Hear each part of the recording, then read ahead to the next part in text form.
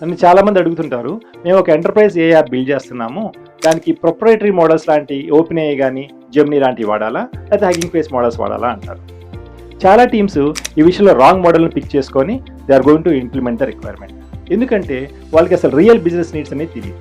Hugging face model వాడాలా, proprietary model వాడాలా decide చేసుకోవడానికి 3 సింపుల్ రూల్స్ ఉన్నాయి, చెప్తాను, నోట్ డౌన్ చేసుకో. Number 1, data privacy. ఒకవేళ మీరు బ్యాంకింగ్ డొమైన్కి సంబంధించి కానీ మెడికల్ రికార్డ్స్ లాంటి సెన్సిటివ్ డేటా మీద వర్క్ చేస్తుంటే వాటిని ఓపెన్ ఏఐకి కానీ యాంథ్రోపిక్ కానీ సెండ్ చేయడం పెద్ద compliance issue. No clients are going to accept. అదే హగ్గింగ్ ఫేస్ అయితే మీ ప్రైవేట్ క్లౌడ్లో మోడల్ని డౌన్లోడ్ చేసుకొని, ట్రైన్ చేసుకొని, ఫైన్ ట్యూన్ చేసుకొని రన్ చేసుకోవచ్చు. మీ డేటా మీ ఎంటర్ప్రైజ్ దాటి ఎక్కడికి బయటకు. Number 2, setup speed versus infrastructure cost. Proprietary models APIs అయితే 2 minutesలో మీరు సెటప్ చేసుకోవచ్చు. జస్ట్ ఏపీఐకి తీసుకుంటారు, కోడింగ్ స్టార్ట్ చేసుకోవచ్చు.